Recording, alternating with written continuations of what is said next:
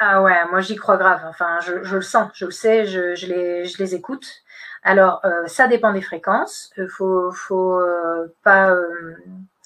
pas prendre n'importe quoi. Il faut se renseigner un petit peu. Donc, il y en a des très connus, 432 Hertz qu'on utilise en connexion à la Terre, enfin, le sentiment d'appartenance. Donc, celle-là, moi j'adore. Personnellement, ça me fait un effet immédiat.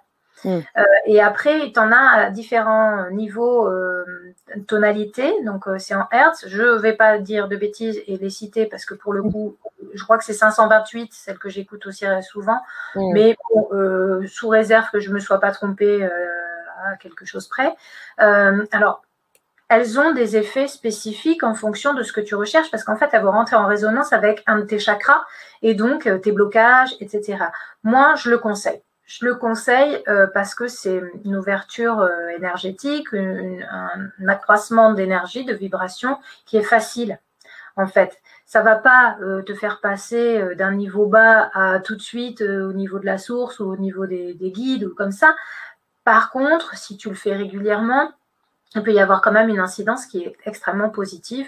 Et puis, tu peux surtout, comme c'est quelque chose qui est vraiment facile à rentrer dans le quotidien, tu peux l'associer à d'autres choses, en fait. Donc, oui, je trouve que c'est très bien. Et voilà. Tu parles d'ailleurs, tu peux l'associer à plein de choses. Donc, tu parles dans la formation, hein, il y a un module qui est vraiment dédié à ça, à la vibration. Et oui, il y a effectivement la musique. Donc, la musique avec des hertz, enfin, des fréquences particulières pour comment dire, avec un résultat escompté spécifique. Il y a aussi écouter de la musique qui te fait vibrer. C'est pas forcément quelque chose, c'est pas forcément une musique méditative, c'est pas forcément une musique Reiki, je sais quoi.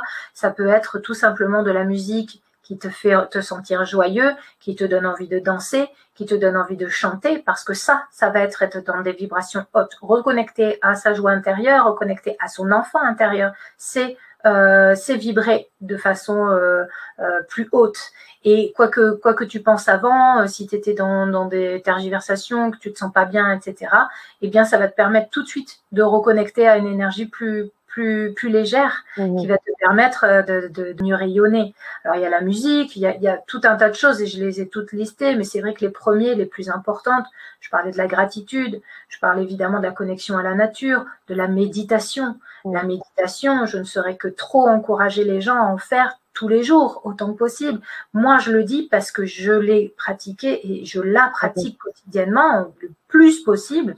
Quelquefois, je ne peux pas le faire une fois de temps en temps, mais dès que je le peux, je le fais tous les jours.